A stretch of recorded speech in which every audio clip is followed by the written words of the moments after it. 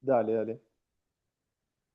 Bien, Mariano, vamos a comenzar por digamos, tal vez la noticia, no sé, más urgente que tenemos los analistas y el público en general, ¿no? Esta especie de alto el fuego en Gaza y el Líbano y, bueno, la estrategia del nuevo presidente de Estados Unidos, ¿no? ¿De qué se trata esto? ¿Es el fin de la violencia o es un cambio de rumbo? No, es un cambio de rumbo, eso sin dudas. Uno tiene que ver ahí, y me parece que por una parte las distintas dinámicas que tienen los actores eh, de la propia región y los intereses que pueda tener Estados Unidos, que puedan tener otras potencias globales, ¿no? Que a veces coinciden en parte y a veces no. Y muchas veces los estadounidenses terminan, bueno, en una especie de situación compleja, ¿no?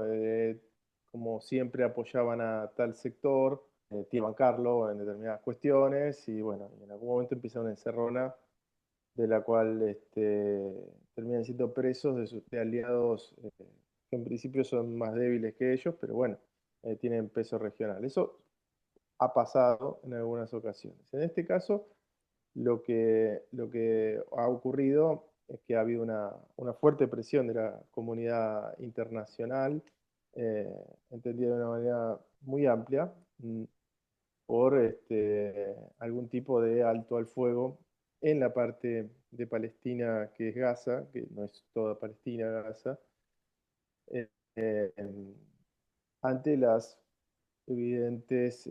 la evidente brutalidad y desproporción eh, que tuvo la ofensiva israelí que duró hasta el alto el fuego, fueron casi 2 años continuos. Eso se combina también con una situación adentro del propio Israel, donde en parte por esto, pero en parte por cuestiones internas de Israel hace mucho, hace mucho tiempo, el gobierno enfrentaba dificultades políticas eh, con la oposición. Uno de los grandes temas era el tema judicial. Y bueno, ahí uno veía que el día que se terminara la guerra, el gobierno iba a tener que, no sé si caer, porque yo no estoy en el día a día de la política interna israelí, pero sí que va a tener serias dificultades. Entonces, bueno, era una situación que era una bicicleta, eh, verdaderamente con la vida de muchísima gente, ¿no? En Palestina. Ahora, hecho esta aclaración, el alto al fuego, ¿no?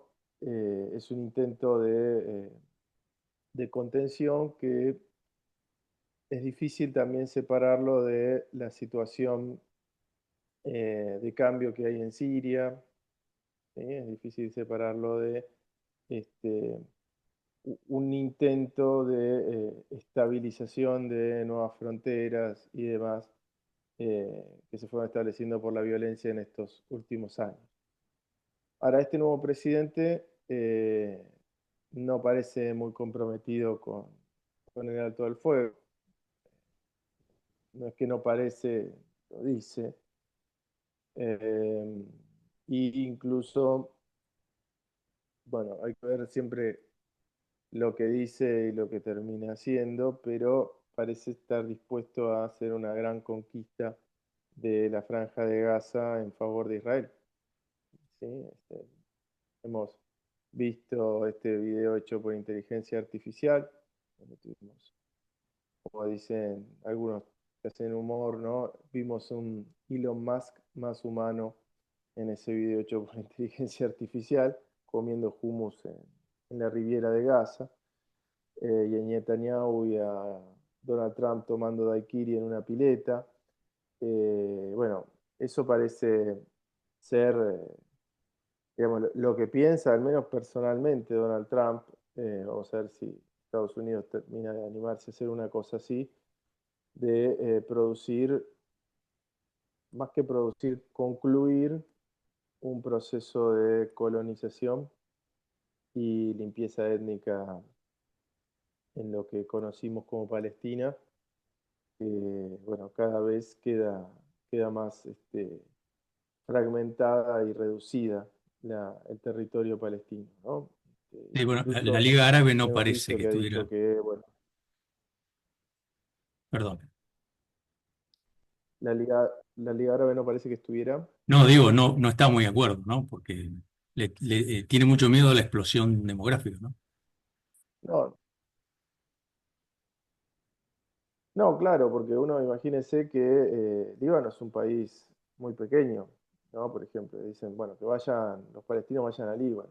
Sí. Eso tiene una larga historia, porque los campamentos de refugiados en Líbano, refugiados palestinos, son un sector de la política del país, ¿no? Hace mucho tiempo ya. Eh, y durante la guerra civil han sido un factor también, digamos, un ámbito donde la guerra civil existió, entonces es una situación difícil. Y estamos hablando de que en Gaza viven cerca de 2 millones de seres humanos, ¿no? Trasladar a un país muy pequeño como Líbano esa cantidad de gente, que además Líbano había recibido una buena porción, varios millones de personas. A muchas estaban de tránsito, pero no todas pudieron seguir su tránsito de la guerra civil siria, ¿no? Entonces es interesante porque uno ve cómo los países de Europa Occidental o de Estados Unidos se han negado a recibir refugiados y el planteo aquí es justamente, bueno, agarren ustedes a los palestinos eh, que estaban viviendo ahí y los desplazaron ellos, ¿no? Es un planteo muy complicado. Pero bueno, es el planteo que tiene.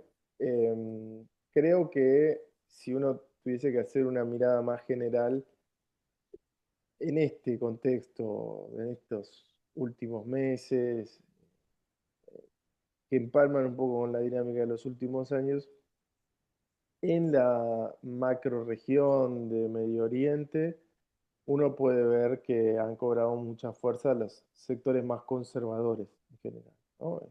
Uno ve el gobierno, la composición del gobierno israelí, uno ve la composición del nuevo gobierno de Siria después del derrocamiento de Al-Assad, uno puede ver también, bueno, todo el largo ciclo posterior a las llamadas primaveras árabes, ¿no? Las restauraciones. Y también, obviamente, bueno, en otros países que a veces se mencionan menos, pero que son países que tienen su historia de conflictos Por y ejemplo, de, y de guerras civiles. Y yo creo que tanto en Yemen como en Afganistán uno puede ver también que, digamos, que los sectores más conservadores han retomado posiciones, ¿no? En el caso de Yemen es un país que a veces estas cosas quedan como en un pasado muy remoto, pero era un país que estaba dividido y una mitad que era un país socialista. Y hoy no queda nada de eso los rebeldes, que son pro-palestinos también, bueno, es un grupo que no es digamos, de la afiliación de la izquierda política necesariamente. En la propia Palestina, digamos, las derivas, las distintas derivas de- de los grupos políticos, eh, jamás no es la representación de la izquierda palestina, ni mucho menos, ¿no? Entonces ahí uno tiene una, digamos, una dinámica de los últimos años muy complicada. Los intentos de reformismo en Arabia Saudita, que cayeron en saco roto, bueno, todo ese, digamos, toda esa macroregión, ¿no? Ha quedado, me parece, en manos en general de las fuerzas más conservadoras, cuando no reaccionarias, muchas de ellas. Este, y hay fenómenos que quizás antes no tenían la envergadura que tienen hoy, ¿no? Uno puede verlo en Libia, toda la segregación contra la población subsahariana, que es migrante, que va a trabajar a Libia, que es uno de los países más ricos de África y que, bueno, no solo no, ya no es uno de los países más ricos de África, sino que además tiene, tiene un gobierno que es mucho más agresivo con esa población que el de Gaddafi. Bueno, uno va viendo esos cambios eh, en esa región, ¿no? Eh, entonces, si yo tendría que decirte si vamos hacia el fin de la violencia, yo estoy seguro que no, ¿no? Yo estoy seguro que no. Seguramente estemos pensando o estemos atravesando una reconfiguración. Es una gran pregunta cuáles son los factores de estabilización con los que cuentan, por ejemplo, el nuevo gobierno de Siria, por ejemplo, eh, Erdogan, que está ahí, digamos, al costado de todo este conflicto, pero en general la gente no lo sabe, pero Turquía tiene tropas en Siria, Turquía ha hecho operaciones militares permanentemente en territorio sirio en este tiempo. Eh, bueno, es una gran pregunta, ¿no? No lo tenemos claro quienes tratamos de analizar. eh, y a su vez, estamos con la intriga de, bueno, todas estas palabras que son verdaderamente peligrosas que dice Donald Trump, cómo se van a traducir en el terreno geopolítico y político-militar más concretamente, ¿no? Donald Trump eh, llevará finalmente a cabo un intento de tomar el control de Gaza eh, y cómo lo hará, ¿no? Es una incógnita, eh, pero lo cierto es que además estos conflictos, ¿no? Y estos cambios en el escenario geopolítico, en el caso de Medio Oriente, también de alguna manera afectan a ciertos alineamientos muy tradicionales, ¿no? Para mí el mejor ejemplo es lo que ocurre en Rusia y Ucrania, ¿no? Estados Unidos hasta hace muy poco estaba del lado de Ucrania contra Rusia, junto con la Unión Europea, pero adentro de la Unión Europea había algunos sectores que no tenían esa posición o tan firme o no tenían esa posición. Pensemos en el caso de Orbán, ¿no? De Hungría. Eh, y ahora lo que parece que está ocurriendo siempre nos puede sorprender porque la coherencia no suele ser su fuerte, pero es que Donald Trump se ha volcado en favor de los intereses de Rusia. Y ahí cuando uno empieza a rascar un poco la situación, a los alineamientos a lo largo de los años, va a poder ver que hay situaciones un poco inesperadas, como por ejemplo que Israel nunca estuvo del lado de Ucrania en este conflicto, ¿no? Y ahora incluso está obviamente del lado de Rusia, ¿sí? Ha votado en las Naciones Unidas con Rusia, ¿no? Entonces ahí es como que digamos, el confundido inicialmente era por ejemplo, en el caso argentino, el presidente que tenemos ahora, ¿no? O sea, esa, esa, ese paralelo, ese pedazo del espectro político digamos, de la derecha del neoliberalismo, ¿no? Estaba con Rusia, no estaba con Ucrania. Eh, Habrá que ver los motivos, pero me parece bastante interesante esa situación, porque este sector es como que lo que está emergiendo es un sector políticamente diferente al neoliberalismo más tradicional, ¿no? El neoliberalismo más a lo George Bush, George Bush padre, y está emergiendo algo que, que engancha de otra manera con el gobierno de Rusia y habrá que ver cómo eso va con, también con China o no, ¿sí? Este, pero bueno, yo no sé si nadie puede saber todavía si se va a animar a mandar tropas o algo así a Gaza, ¿no? Mm. Sería una situación Vamos. verdaderamente conflictiva. Que, ¿cómo ves el fenómeno del yihadismo en Latinoamérica? Que siempre vuelve esa cosa, ¿no? Primero era la Triple Frontera, ahora denuncian a Ecuador, por ejemplo, a Venezuela. ¿Vos cómo ves ese fenómeno? Digamos, ¿se trata de relaciones diplomáticas o es realmente una incursión terrorista, como dice Occidente? América Latina es una región relativamente marginal de este conflicto. Eso es algo muy importante. Eh, no es la situación de Europa, por ejemplo, ¿no? Este, si pensamos en términos de las redes migratorias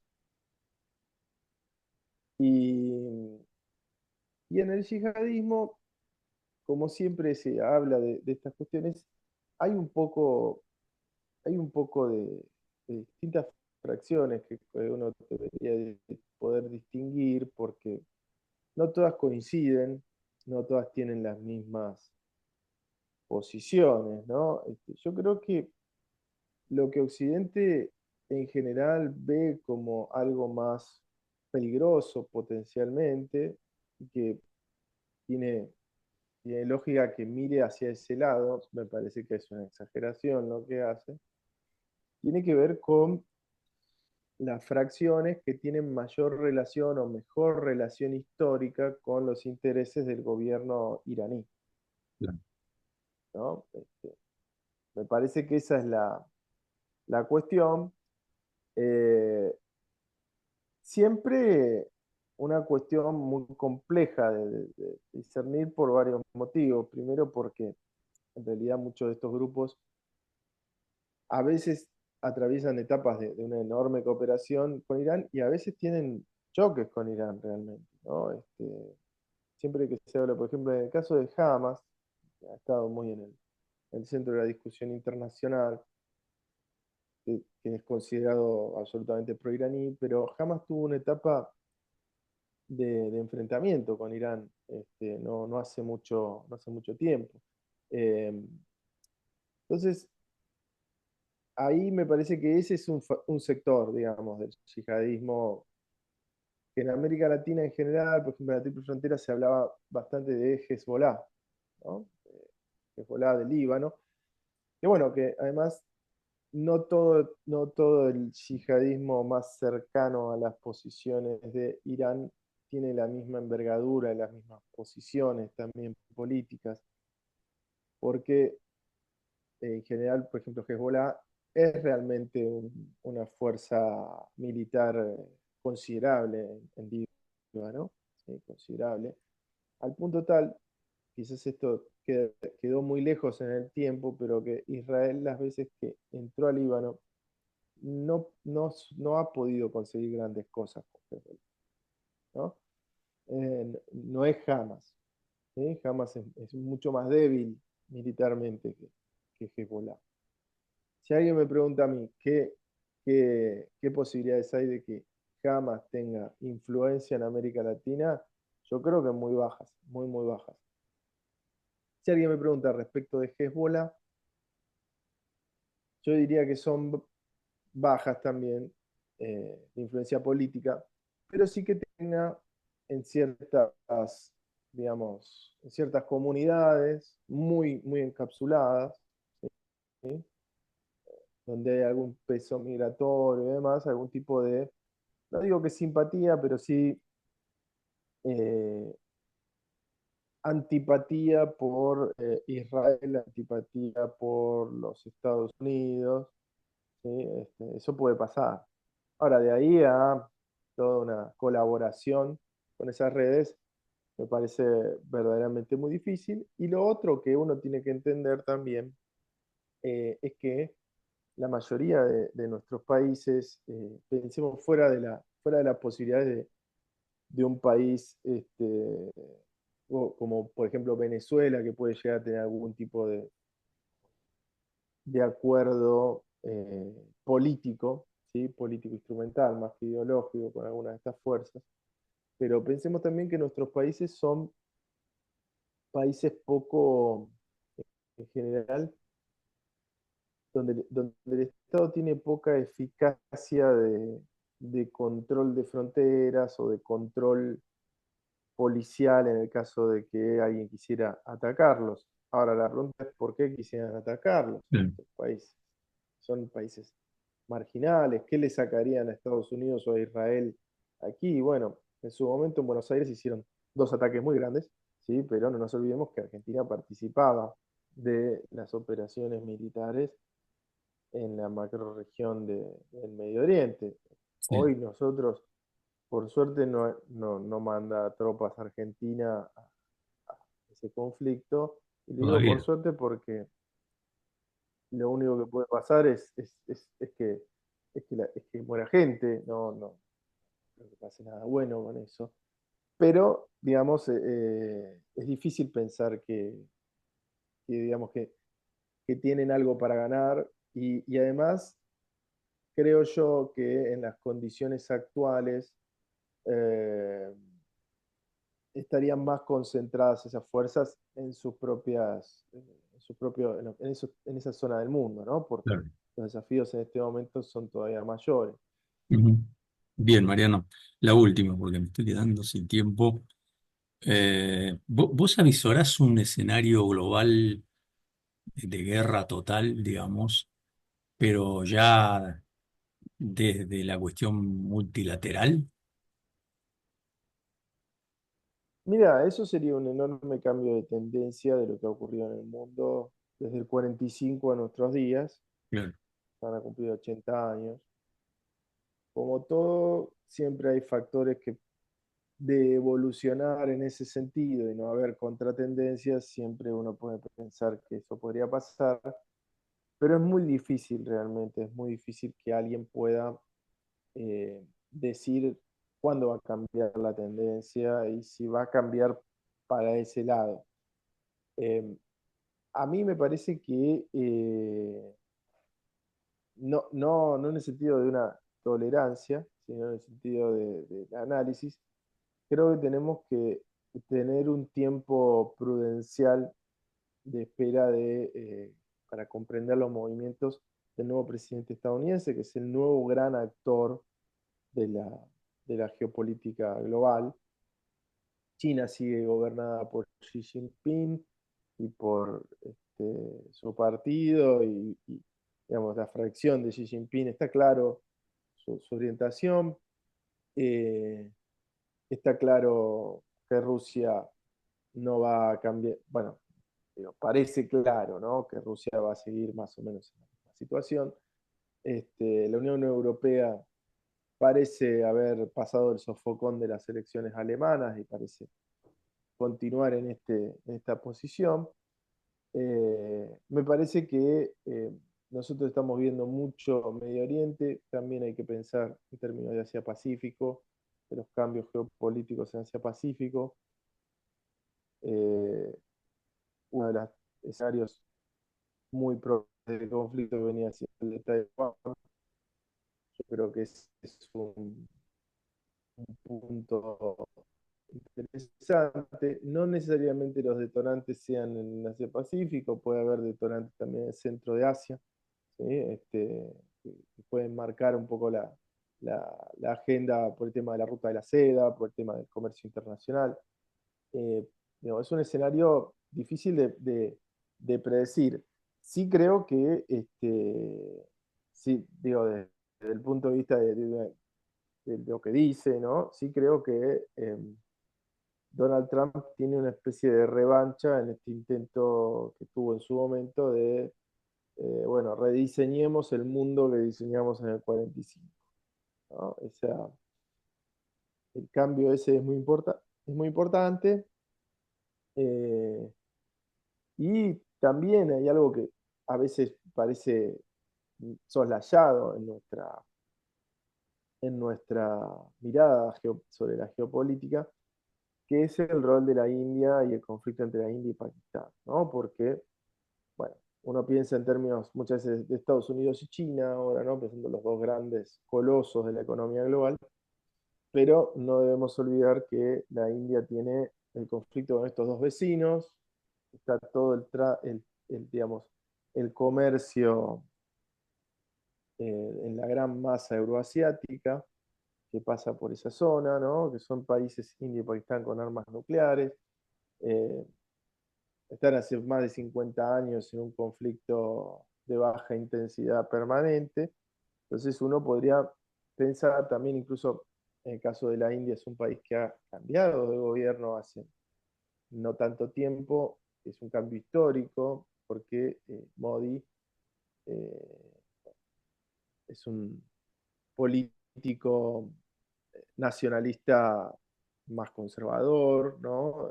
No es del partido del Congreso, digamos, un partido más anti-islámico, por ejemplo. Entonces, ahí uno ve un proceso de rearme, también se ve un proceso de rearme en el caso del Pacífico en Japón, que proyecta para el 2030 hacerle la tercer presupuesto militar del mundo.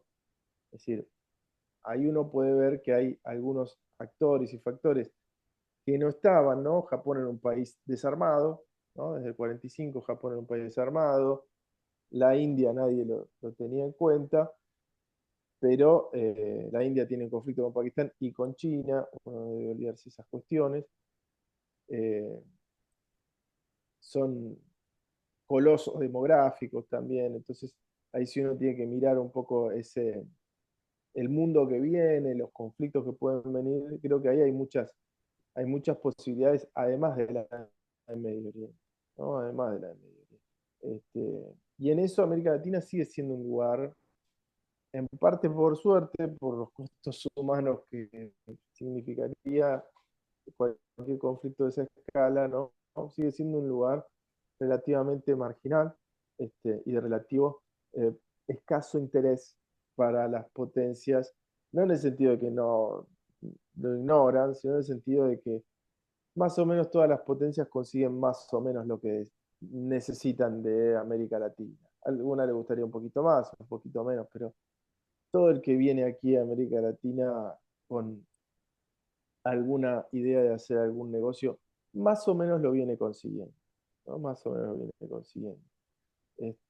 Entonces, bueno, es una región relativamente al margen de todos esos conflictos. Habría que pensar, bueno, si esos conflictos se desarrollan, ciertas necesidades pueden aumentar, ¿no? De recursos que tiene América Latina, pienso en el agua, pienso eh, en el petróleo y demás, y ahí sí yo creo que puede haber alguna, alguna disputa de mayor envergadura, pero hoy por hoy uno ve, ¿no? Pensando por ejemplo en la Patagonia, una zona estratégica para un futuro apocalíptico, como me gusta decir, ¿no?